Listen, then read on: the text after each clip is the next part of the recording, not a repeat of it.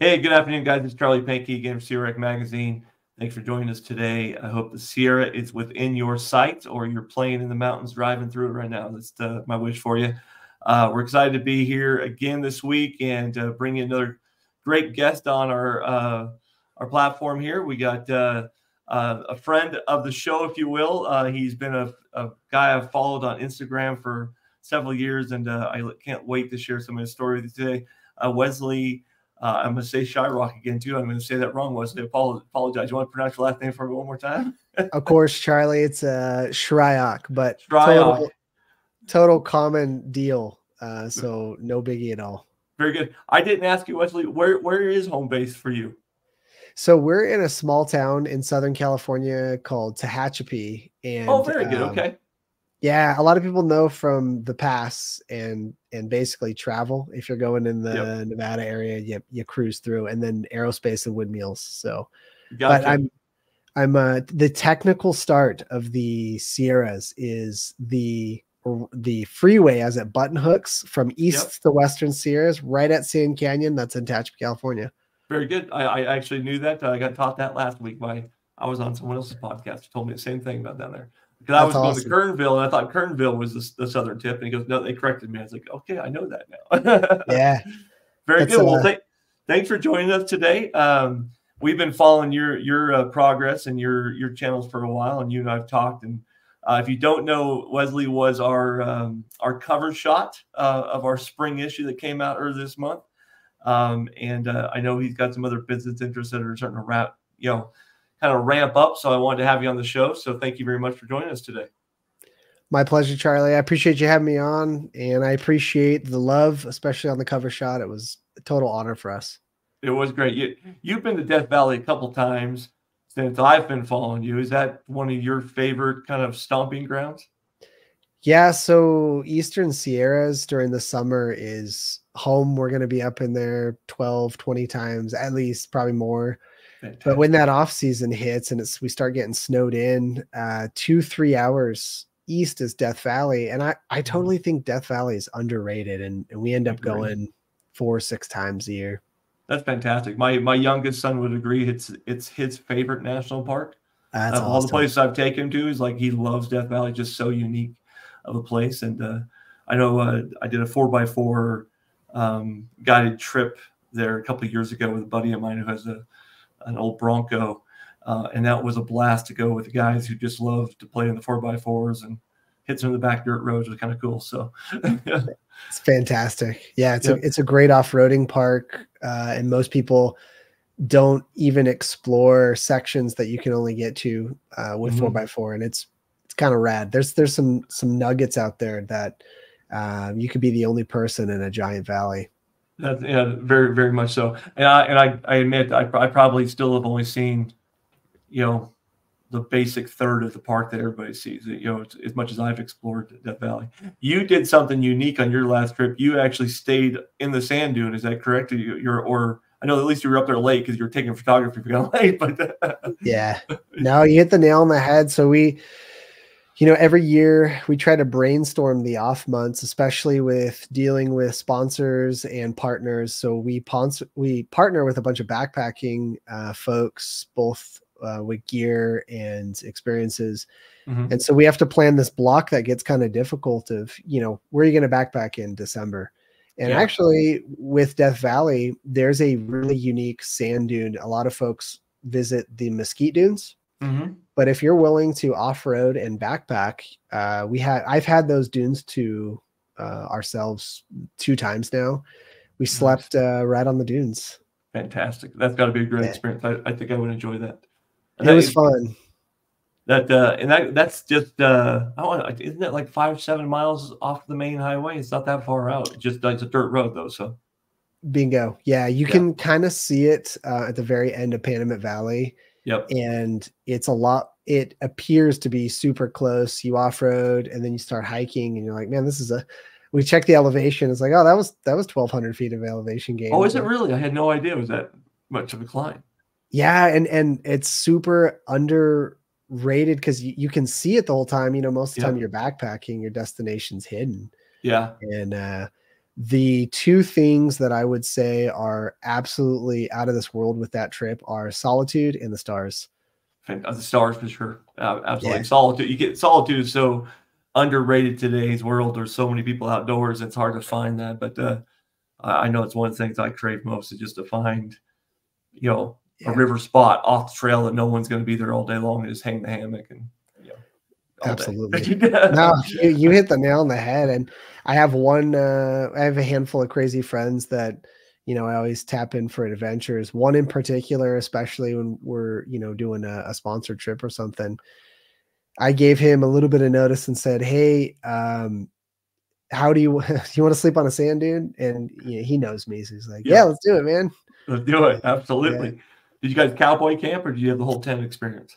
we did the whole tent experience. Okay. Carry, the weird thing is like every ounce of water is on your back for that trip. Yep. And it was a little cold and windy, but that sunrise was partially cloudy, and the sun was going to break till the middle of the day. So we just one of the best sunrises I've ever had. That's crazy. I bet you it's beautiful there. Yeah. It's always so hot and blinding in the morning. It just, an hour after the sun's up, it's hard to catch that photo if you're up too late. So Absolutely.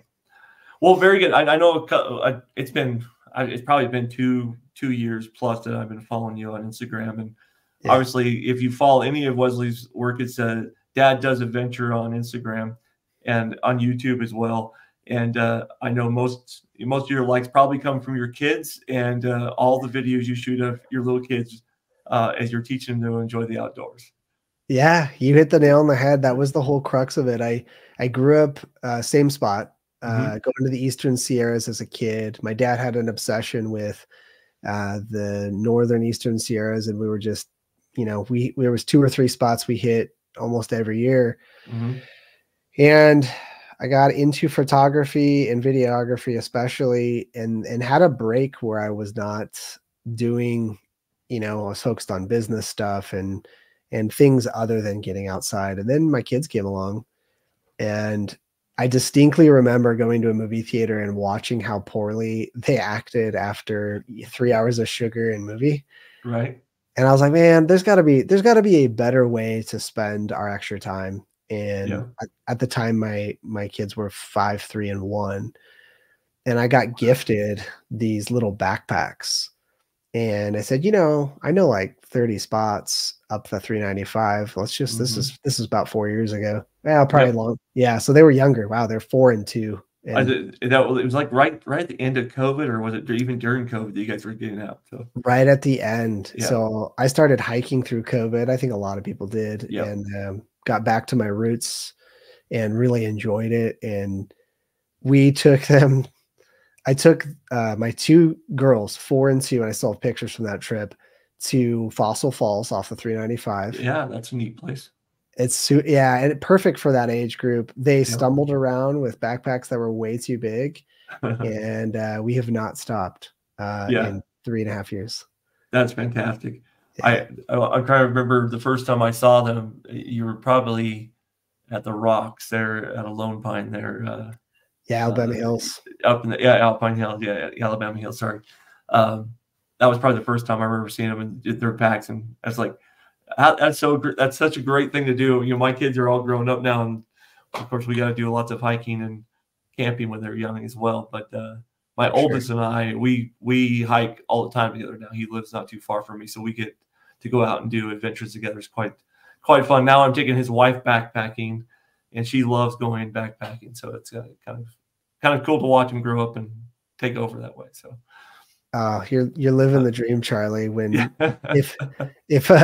when they're old enough to veto, they still want to hike with Dad. I've scored. It is score, absolutely. I count my blessings. He actually went on his first solo trip last year without me, and that was actually nerve-wracking for me because it's like, you can't go without me. And then like all night long, I'm checking, are you okay? And he had a blast. He was actually my cover shot in my fall issue because he took this great shot. I go, hey, I'm using that for my cover. That's incredible. But, so quite fun. So with the kids, if we can stay on this topic for a minute, I'll get to your business a little bit because I want to make sure we touch on that. But What would you say their favorite, or maybe even your favorite trip for the kids? I have a lot of actually families that follow me always ask me, what do I do with the kids? What would you say your favorite or most recommended kid backpacking trip has been for your family? It's such a good question. The one that you can go on, and the click for me was getting the backpacks going on the trip, seeing their faces. And I had a second kind of aha moment, and it was, we were in Alabama Hills. They had camel packs. I got the bladders full, and I just watched how natural it came for my 2-year-old and my 4-year-old. So these, I mean, my girls were small. They're small, yeah. And I remember this dad, he came up to me and he's like, "Hey man," like he tapped me. He's like, "This, you're doing right. Like, keep doing this." And I asked my girls on the way home, I said, "Hey, did you guys have a fun time?" And they're like, "Yeah, this was awesome." They were asleep in 5 minutes on the way home. Exactly. And I get probably the most common questions I get is, how do I start? You know, I have kids. This looks, what you do looks amazing. And they maybe see what I do as far off. And it's like, literally, if you can grab some snacks and some water, you can start off. We've done tons of hikes at our local park. And, you know, I've taken, and to answer your question, favorite hike, my oldest and I did a round trip 8 miles up out of Bishop, and I got her to her first alpine lake last year. And so now middle and oldest, so 7 and 5, they're going to do 2 trips with me this year, with the one that I grew up doing, which is a little hard, but it's amazing. They have and here's one tip: from day one, they carry their water, their snacks, and they have some responsibility. I think the temptation is to carry them and carry all their stuff. And you know, even if you're going a quarter mile, make them walk it, make them carry their snacks, learn how to pack their trash back out. And yeah, it does wonders for dad and kiddos. Yeah, it's amazing what kids can do.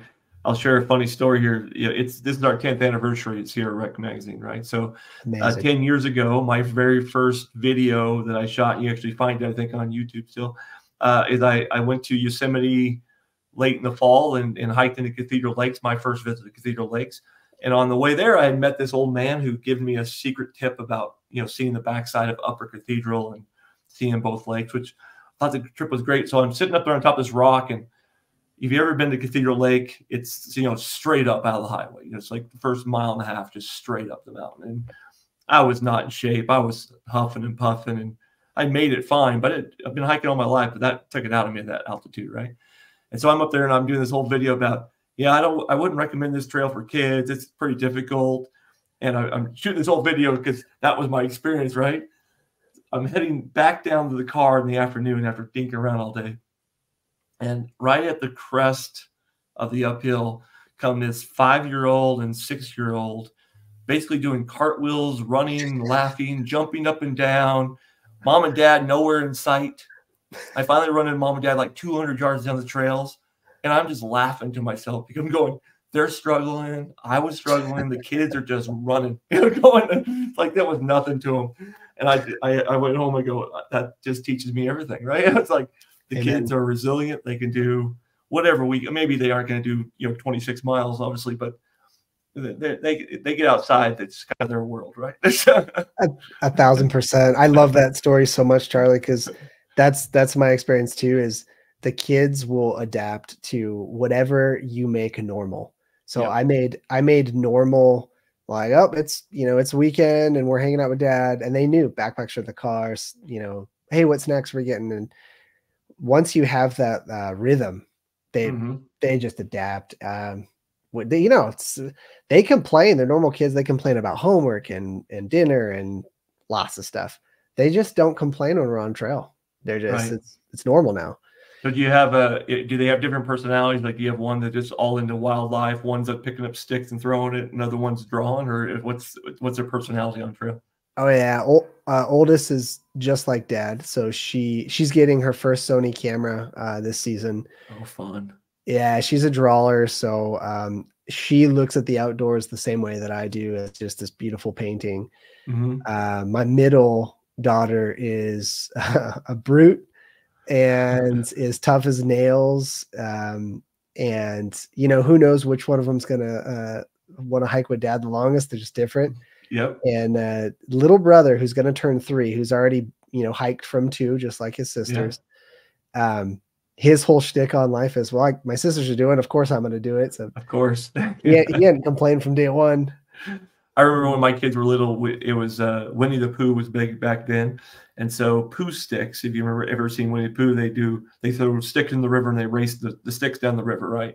And that was our game, right? We played Pooh sticks. And then my dad had made a game, pine cone golf. And so it was always on the trail. We were trying to find our golf club. And so whatever destination we were at, you know, which is just a stick, and then you went and found pine cones, and we'd have tee off of pine cones, see who could hit pine cones furthest. That was pine cone golf, and that was our family game on trail. It was a lot of fun. I love that. Like, I don't know if you are into some early American literature, but well, I mean, the obvious one is John Muir. You look at his appreciation from the outdoors and some of his writings and the way he describes his experiences. Henry David Thoreau's another one. He lived in a cabin on a lake and kind of gave up modern life. And I want my kids to have that balance of, you know, modern things are important. We're here on a microphone and a computer over the internet. It's great. It's fantastic. I make a living off of Instagram and YouTube and other things are part of my living. Yep. And those are all great. But I want to give them the gift of, when you need a break, when you need to turn off the outside world, there's a whole world out there, and you'll miss it if you don't try. So that's a great one that right there. And you don't try, you know, how many people I know that just never try because it's got to be perfect or something before they start. And it's like, you just don't know until you go. You know, like, right. I love what you just said. They wait until it's perfect. That's exactly right. I have so many friends, and you know, we're 2 hours from Whitney. I take them to Portal and just to see the waterfall. And like, I didn't know this was 2 hours away from home, you know. So that's how Theo Rec actually started. I'd been hiking and getting back outdoors myself after my wife gave me some encouragement to do that. And I kept on posting stuff on Facebook, and people would, where was that at? And I go, it's 20 miles from here.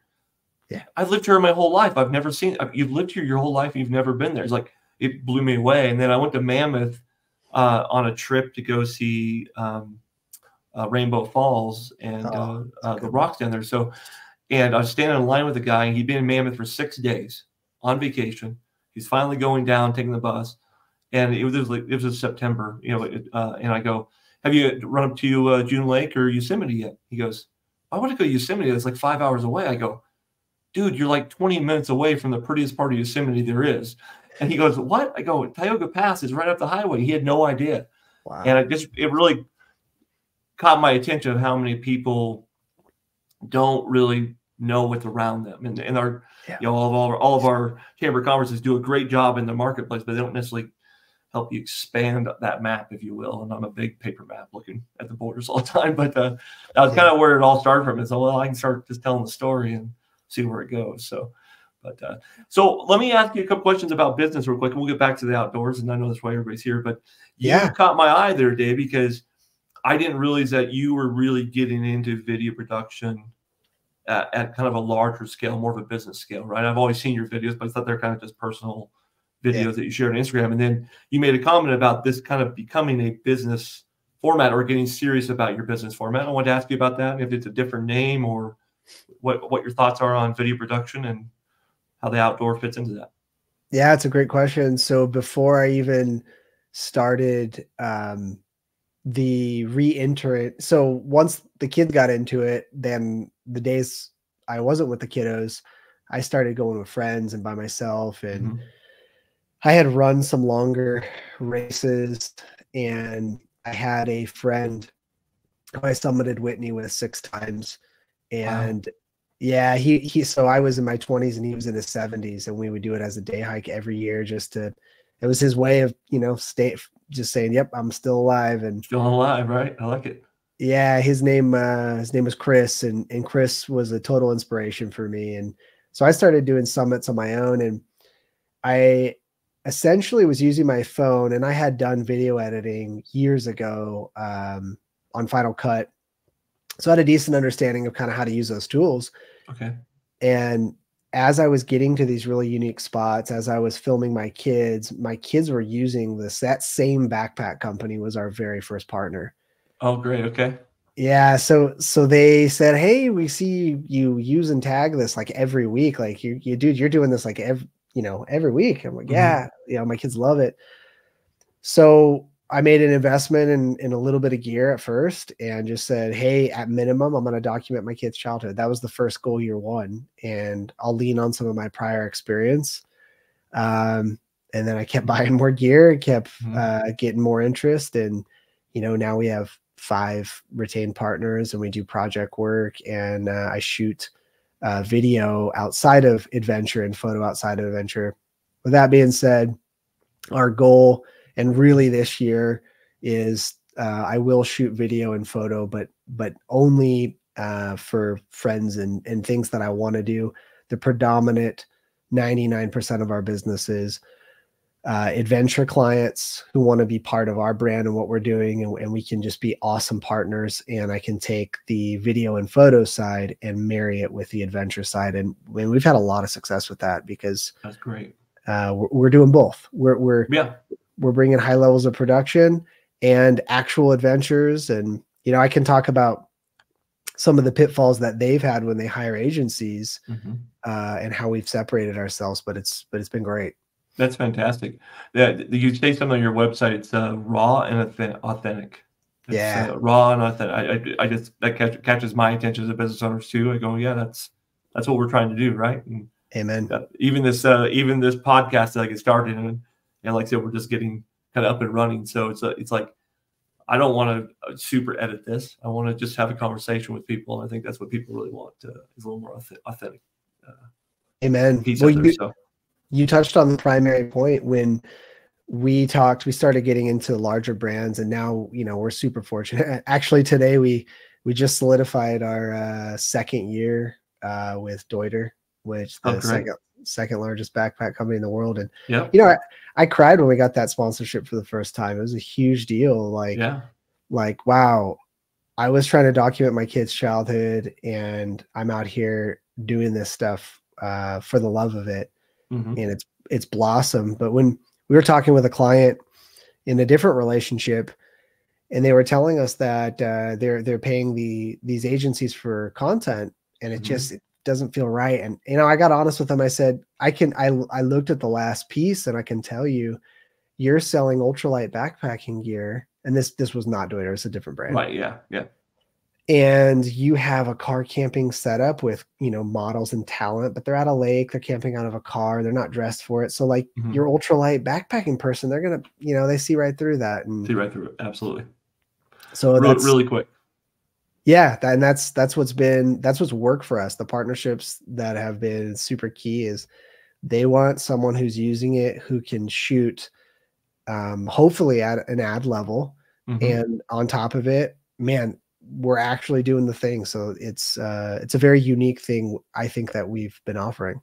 That's fantastic. I wish you the best of luck with that too, as you continue to venture into that. I got some tips, some people for you to meet after this call. That'd be awesome, Charlie. We can connect up a little bit on that. So, let's talk about you a little bit. So you've been in Tehachapi for your life, sounds like, and you've become the Eastern Sierra. I know the kids are involved now, but what's your you've done Whitney 6 times. I don't know if you peaked that very much. I've never been on Whitney. I'm not a peak guy. I'm a valley and river guy myself. Yeah. But what is the top thing you in your memory bank that you go, that was my favorite. That was a trip of a lifetime. There's a handful. I think the biggest thing is, or the biggest lesson I've learned is that if you're just open to adventure in general, it's going to surprise you. I did Langley 2 years ago, and I've always avoided it because it's right next to Whitney. And I went with a friend, and we did it in a day. I think we're I'll butcher it, but maybe like 9 hours total trip time. So we huffed, and it was just an amazing experience. And as I've seen my kids really open up to it, it's pushed me to all the childhood experiences of backpacking with my dad and getting out of my comfort zone and maybe not liking it a ton. So lesson to parents, if your kid maybe doesn't like it, 20 years down the road, they'll be like, you know what, that thing you were trying to do, that was actually pretty cool. Keep going. Yeah. But yeah, it's, you know, on that vein, I have always wanted to do the Trans-Catalina Trail, and this whole vein of just continuing to say yes to adventure, got us an opportunity to do a sponsored trip for part of it. And we actually got to do a really unique way of flying over there in a helicopter. And it's just a conglomerate of continuing to say yes to like, yep, I'm going to get out of my comfort zone and drive in 3 hours. I'm going to go. And the more you do that, you don't know which trip is going to be that trip for you, or which compilation of trips is going to teach you the lessons or make you into a good photographer or give you great understanding. Like you just gotta say yes and just and stay consistent, and your whole life will change. And it has for me. And you know, I couldn't be more happy about it. That's fantastic. That's fantastic.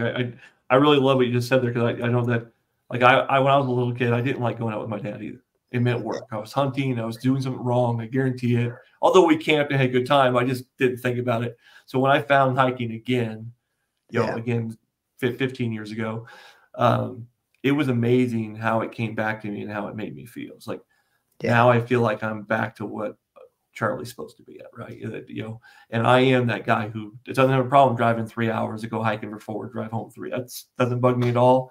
It's just a new adventure, right? And I tell friends all the time, I don't go to the same place twice often. If I go twice, you know, I really liked it.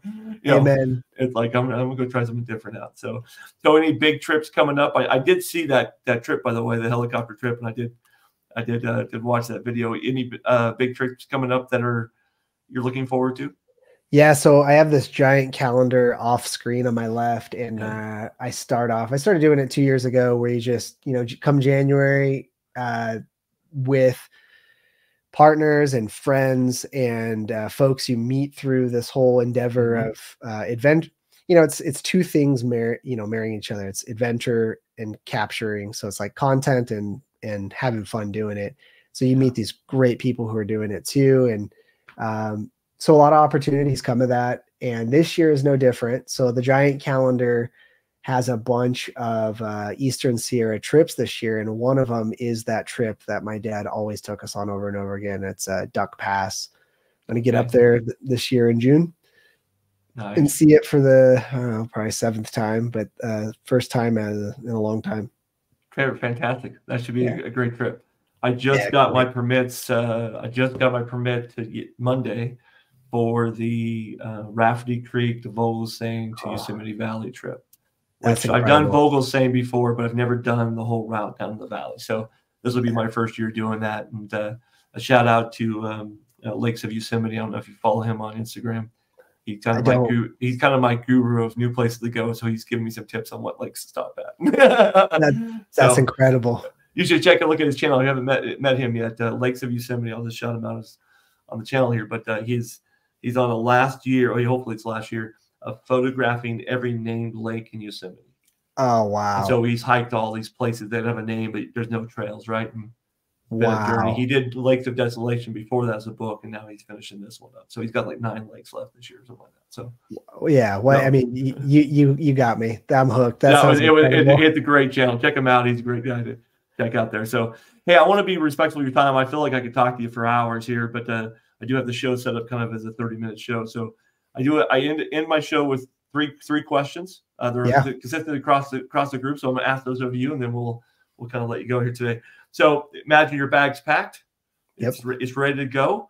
It can be a trip that you're waiting to go on, or you can't wait to go on, or a trip that you've done 100 times and just it's time to get away from town. Where are you going? Yosemite Valley. It's 4.5 hours away. When in doubt, Yosemite it out. And I like that. You have a t-shirt right there, man. Make that t-shirt. I like that. When in doubt, Yosemite it out. I just write it down right now. Very cool. Okay. And so you're on a trip on the trail. Favorite snack food on the trail, or favorite meal when you get done that you have to have? Well, I'm biased. Mountain House lasagna, and they affectionately call me the lasagna king because I only order lasagna from them. Really? Wow. Yeah. I've done lasagna. I mix it up, so I probably don't take the same meal twice. Yeah. That guy, lasagna. Okay, very good. And so, final question. I guess I'll ask then. So, your gear bag. I know it's packed already, probably someplace. What is the one piece of gear you never leave home without? So there's a handful of things, and you're right. My packs hang up on my wall, ready to go at all times. There is one piece of gear recently that has just rocked my world, and there's lots that are in every pack, but it is the X Brew C2 Summit pour over collapsible coffee maker. Oh my gosh. You like to pour over, huh? I've done the backpacking French press, instant coffee. Yep. For $30, it folds up into a couple ounce disc, and it makes an amazing cup of coffee in the backcountry. Very cool. See, we fell in love with the French press a couple years ago, and that's kind of our coffee thing. But I get the pour over. I've done some pour overs. I've never done that one, but I've done some pour overs, and they do really, really work well. So that's nice. Very nice. Very nice. Hey, well, I want to be respectful of your time and our audience's time. We're a little over here, so appreciate your time today. Again, I'd love to. I might talk to you again and have you back on the show another time. But love your work. Keep it up. Dad Does Adventure. If you don't know him on Instagram, you want to follow him. It's just a great show every time he posts something. He's on YouTube as well. Is it Dad Does Adventure on YouTube as well? Same channel? Absolutely. Okay. Great. Yeah, and you're doing product reviews and all kinds of things on YouTube right now. I know that. And then obviously you're a brand out there in Sierra, or one of those businesses in Sierra needs a video work. You might want to check these guys out. They know what they're doing. So Wesley, thank you so much for your time tonight. And thank you for joining us. And if you're joining us for the first time online, please go and hit that like and subscribe button, all that stuff that everybody does. But check us out on SierraMagazine.com and catch Wesley's work. We both appreciate it. We do enjoy what we do in the Sierra. So, Charlie, absolute pleasure, man. Thank you so much, and we're honored. Have a great night, man. We'll talk to you a little later. All right, you too, brother. Take care. Thanks, guys. Bye.